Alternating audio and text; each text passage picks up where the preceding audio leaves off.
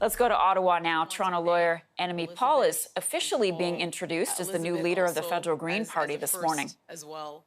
I said during my acceptance speech that I stand on her shoulders, and there's no question that I do. Elizabeth took a party with 6,000 people. We have over 34,000 members now. We have 3 members of caucus, and that is a tremendous legacy for anyone. And I cannot wait to work with you. This is one of the big bonuses of having this role. We get to work together. And the same with you as well, Paul. I'm just so excited about that and all the things we're going to do together.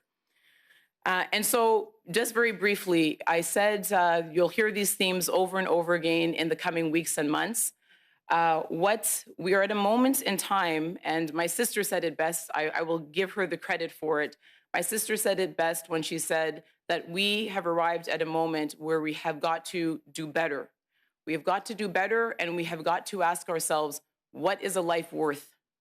Every single day during this pandemic, we have been confronted with that question. What is a life worth? What are we willing to do to protect our friends, our neighbors, and our community?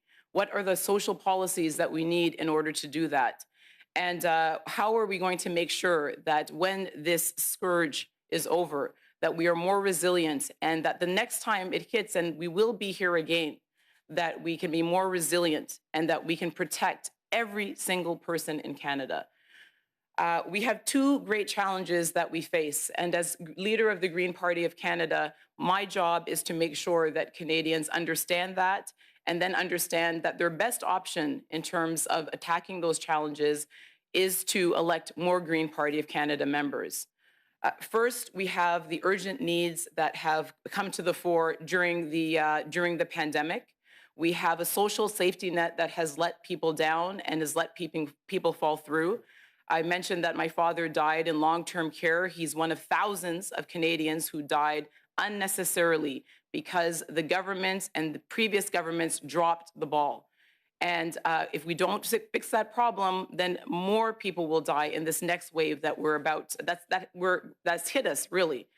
And so long-term care, universal pharmacare, guaranteed livable income, these are the policies that we need to have in place as soon as possible if we are going to protect everyone and allow them to live in dignity. And then we can never forget the climate emergency. And I joke about this because people say we're a one-issue party. And I say to them, if it's the right issue, then it's okay for it to be the one issue. And in the case of the climate emergency, it is and remains the existential crisis of our times. And we cannot forget about it because it has not forgotten about us. And so when I listened to the speech from the throne, I think like many of you, I was hoping to hear something extremely inspirational. I was hoping to hear a vision for Canada that would inspire and spark the action that we need towards those 2 objectives. And what I heard was a whole lot of platitudes. And unfortunately, a platitude is not a plan. And so I am encouraging people to turn towards the Green Party if they're looking for a real plan, because what we see is that the other parties, unfortunately, are intellectually exhausted. Alors que la situation exige un leadership politique audacieux et courageux, je suis forcée de constater and I have unfortunately noted that the other parties don't have any more ideas. I listened to the speech from the throne, hoping to be inspired. Unfortunately, I heard only empty words from a government that is intellectually exhausted. I look forward to your questions. I look forward to working with you in the media on a good news story for Canadians. And that good news story is the Green Party. That good news story is an accelerated transition towards a green economy as soon as we're able to do it.